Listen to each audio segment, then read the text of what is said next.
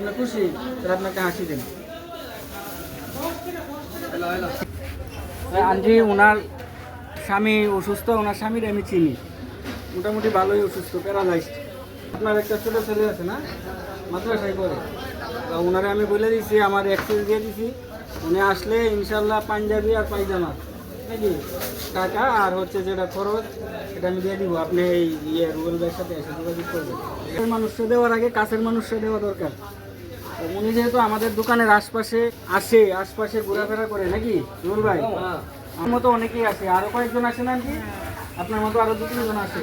আর যারা বড় লোক এরা খাবে উৎকৃষ্ট মানের, আর যেগুলো একটু কোয়ালিটি দেয় না সেগুলো অনেক দোকানদারই ফালাইয়া দেয়। তো ওয়েস্টেজ না করিয়া এই আন্টির মতো যারা আছে অসহায়, যাদের কেনার মতো এত সামর্থ্য নাই, ওনাদেরকে দিলে হচ্ছে এটা আল্লাহও খুশি, ওনারা খুশি। দেখেন উনি এটা দিচ্ছে ডিম আর এই যে পেঁয়াজ রসুন, এগুলো হচ্ছে ওই দোকানের আশপাশে যেগুলো পড়ে থাকে এগুলো নেই।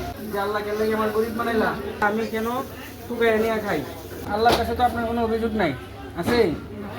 আল্লাহ জেরে যখন জঙ্গলে সেমনি থাকতে হবে। হ্যাঁ, মানুষের উপরে নির্ভর করবেন না, কারো কাছে কিছু চাইছেন দেয় না, মন খারাপ করবেন না। হ্যাঁ, আল্লাহ আল্লাহ এগুলো দেওয়ার মালিক। ঠিক আছে, সবাই জন্য দোয়া করবেন। আসসালামু আলাইকুম। আপনি খুশি তো? আপনি খুশি?